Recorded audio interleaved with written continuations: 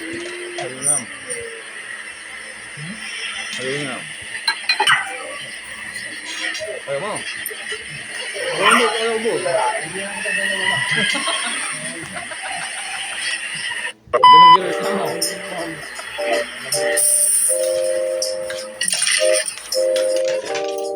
Ganang gilis lang mo.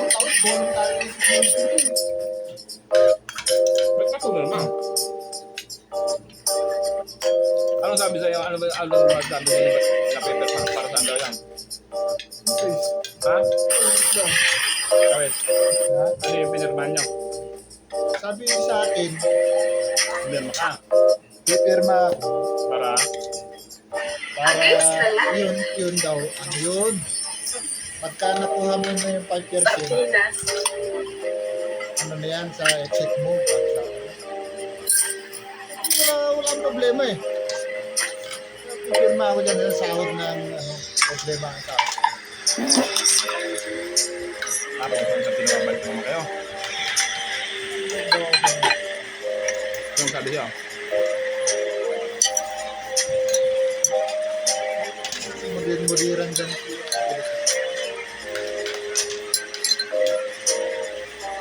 Ang kaya ba't ko pipirma eh?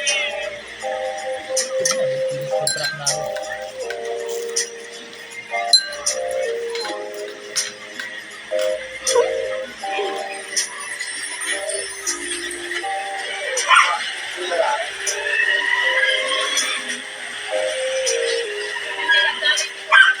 Sino?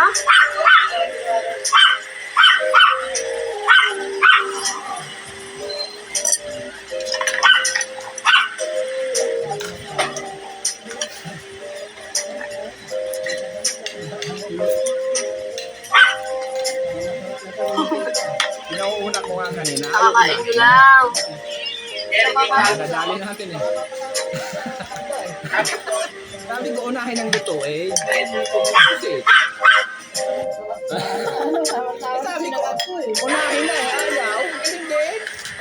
Sabi ko unahin ang lutuin eh. Talagang inuna yung ano. Hindi. Sarap nung sa Pinis-West pag paminsan-minsan. Parents na to eh. Sinong kumakain sa inyo ng pinamatisang dulos? Try nyo guys, dito kayo doon. Lahat ko Masarap siya. Ewa, Tapos, sinardinan ko na kamatis, ay ng sardinas. mudir-mudiran na. May mga napapanood ako mga content na pininduri sila sa sardinas, ganyan. Problema ko. Pero masarap naman talaga. Tapos na ako. Wala na. Kami nung bata kami, ito lang inuulam namin. Swerte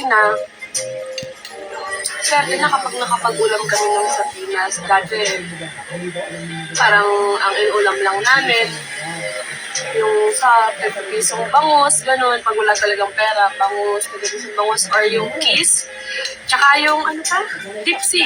Ayun, inuulam namin yung dati kapag wala talagang pera si Lola. Kasi kay Lola kami dati nakatira. Tapos, Lola nung sa side ng papa ko. Tapos, minsan, naalala ko, tawag nito, minsan nagluluto na si Lola ng bagoong, na may konting naman, ganun, konting baboy na laman. Tapos, good for 1 week na yun, uulamin na namin yun for 1 week kapag walang pagkain yun, inuulam namin. So, yung iba dyan, nagtataka kayo, bakit hindi masayalan sa pagkain si Lara? Kasi lumaki kami sa ganun. Bukod pa dun sa lola ko na sa side ng papa ko, mga ano na kasi ako nun eh, mga 10 years old sa lola ko sa side ng papa ko. Natira rin kasi kami sa probinsya sa Bicol, sa Camarines. Tapos, Pirmahan ko na lang yan. yun din, ganun din yung buhay. Sobrang lang, sobrang payak lang. Ganun, nag-uulam din kami ng kung ano-ano. Yung mga gulay sa labas namin, sa bukid, sa bukid, tama. Yun, tas kaya mahilig din ako sa kamote kasi minsan kami pa yung nagbubungkal ng kamote sa ilalim ng lupa. Nakakamiss yung mga ganun. Kaya yung iba minsan nakakasama lang kumain or nagtataka sila, ba't hindi ako masalan sa pagkain? Kasi di rin yung kinalakihan ko. So, sanay ako sa mga ganung pagkain. Kaya alam niyo na kung bakit hindi ako maselan sa pagkain. Baka mo na kita. At kung bakit ako malakas kumain. So yun.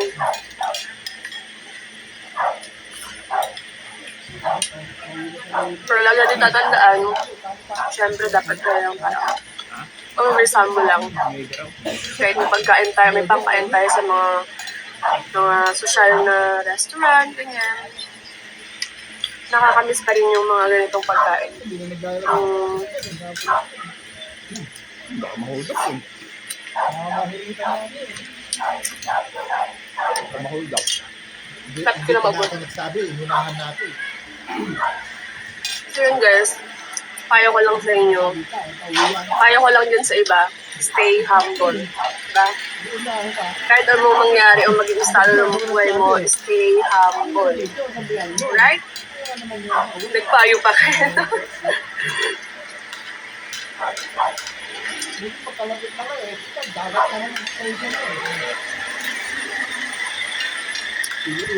Ang itim ko? Naka-against the light kasi. Pero may itim naman talaga ako, morena.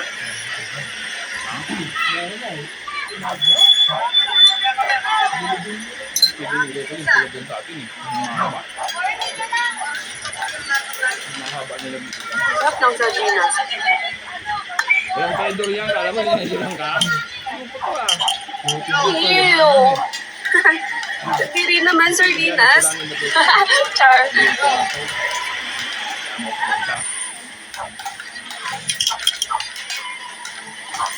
Legal yan, kung tayo nito trader tong kakasama mo. Hindi sa araw sa pag-iisip mo yan. Ito, ang pag-iisip mo ganyan eh. So yun lang guys, tapos na ako kumain. See you in my next vlog. Puro ko tingnan. Tira na lang mo, di ka Hindi ako makatawa. na trader ito ah. Bye! Tatabi